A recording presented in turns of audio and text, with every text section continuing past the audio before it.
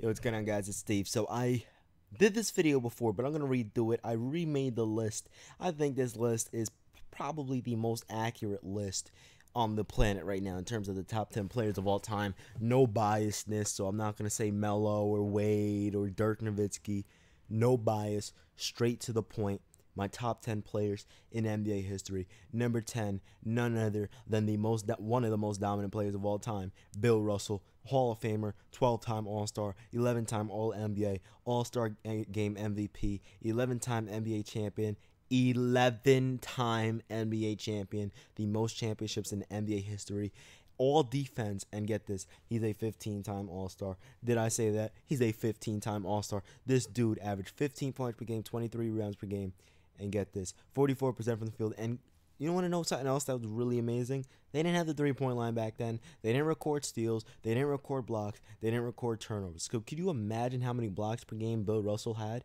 I mean, come on. This dude, if they would have recorded blocks, he probably would have averaged 5 blocks per game. So that's the 10th best player in NBA history. Number 9, none other than, first of all, God rest his soul. God bless him and his family. Will Chamberlain. He's a Hall of Famer, 13-time All-Star, 2-time NBA champion, 2-time All-Defense, Finals MVP, Rookie of the Year, 7-time scoring champion. That's ridiculous right there. 7-time scoring champion is ridiculous. 10-time All-NBA, All-Star Game MVP, and a 4-time regular season MVP. For his career, he averages 30 points per game and 23 rebounds per game. Let me say that one more time.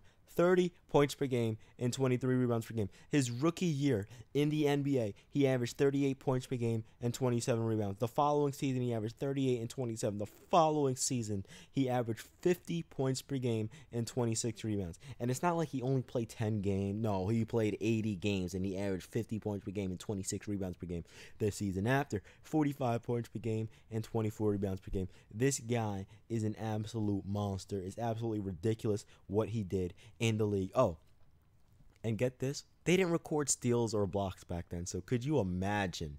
Oh my gosh, ridiculous. Number 8, Shaquille O'Neal. Shaquille O'Neal is the most dominant player in NBA history, absolutely unguardable, complete beast. He dominated the NBA. Hall of Famer, 15-time All-Star, 4-time NBA champion, 3-time All-Defense, 3-time All-Star MVP, regular season MVP, 2-time scoring champion, 14-time All-NBA, All-Rookie, 3 Finals MVPs, and he was a Rookie of the Year, and get this, he went to 5 NBA championships in 6 seasons. Let me repeat that one last time for you guys. 5 NBA championships in 6 seasons. For his career, he averaged 24 points per game, 11 rebounds per game, and 2 blocks per game. An absolute monster, too strong, too athletic, and let's be real, he had one of the best personalities in NBA history. So there's without question that Shaquille O'Neal deserves to be on this list as the 8th greatest player to ever play this game. Number 7, Tim Duncan. Now, before we get to the stats, listen to this. He's the 2nd player in NBA history to do this, and this is ridiculous.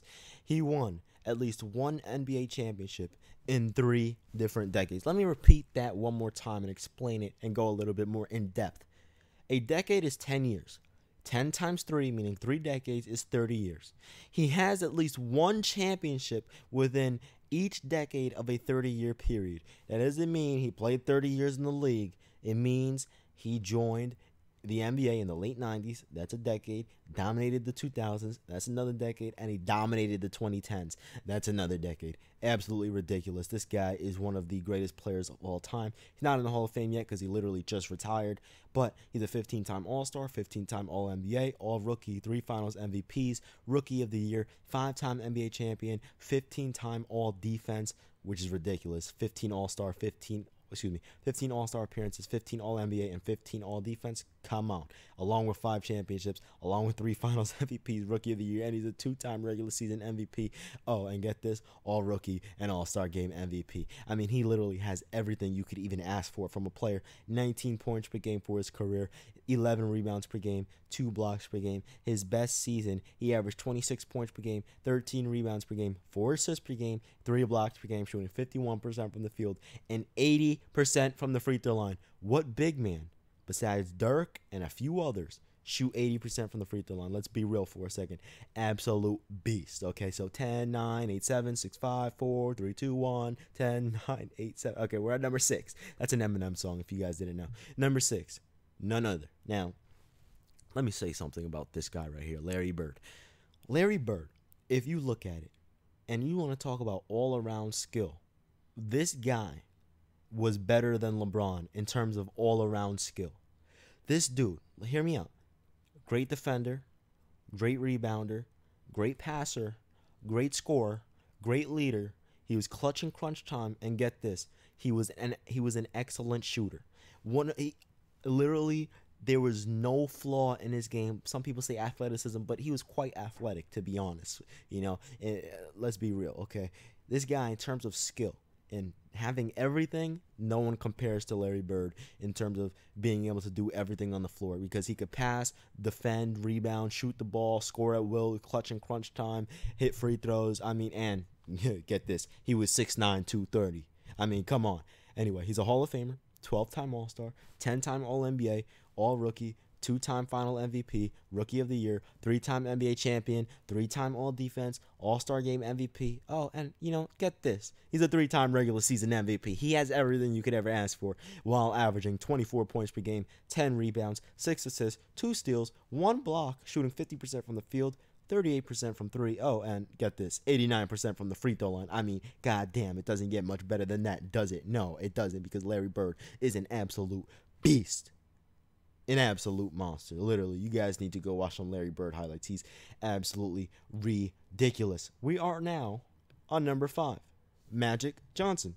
Magic Johnson, Hall of Famer, 12-time All-Star, 10-time All-NBA, 2-time All-Star MVP, 3-time MVP, 5-time NBA champion, All-Rookie. Oh, and get this, he's a 3-time Finals MVP. It doesn't get better than that, does it? But it actually does, which is ridiculous, because when you hear Bill Russell's accolades, you don't think it could get better than that, but it does, which you wouldn't expect to happen. But it gets way better than that. Okay.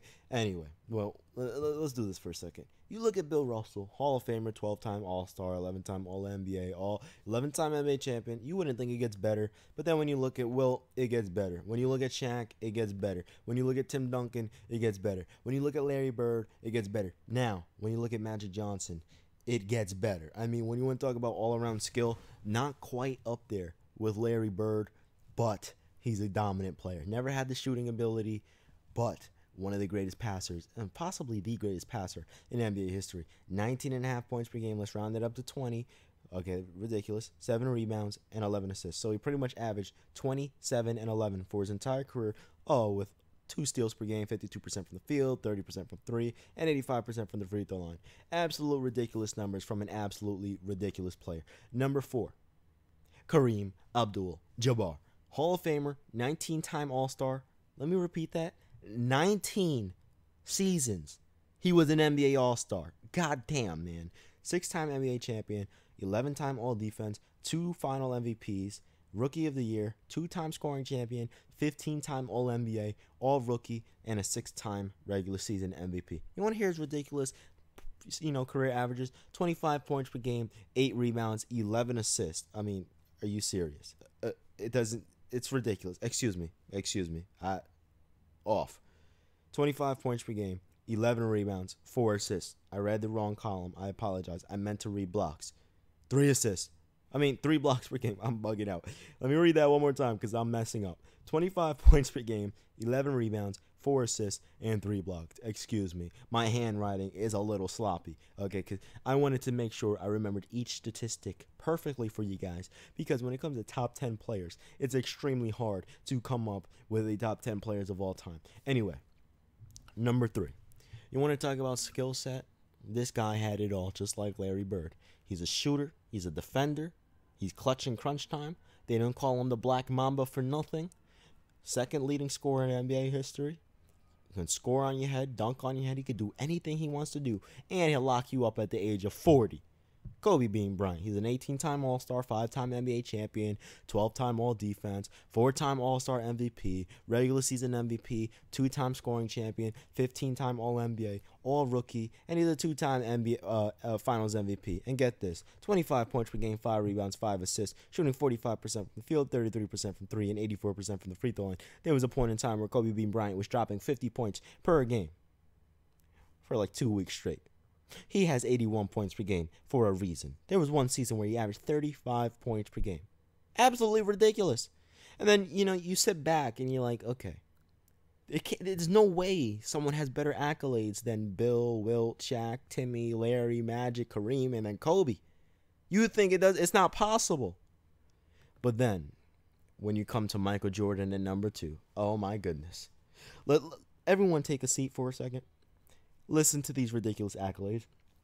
Hall of Famer, 14-time All-Star, 6-time NBA champion, 6-0 in the finals, 9-time All-Defense, 3-time All-Star MVP, 6-time Finals MVP. He never had anyone else win it for his team. 6-time Finals MVP, Rookie of the Year, 10-time scoring champion, 11-time All-NBA, All-Rookie, Defensive Player of the Year. Oh, and let me see. How many fingers do you have? Oh, just as many rings. Not rings, excuse me. How many fingers do you have? Just as many regular season MVPs as Michael Jordan.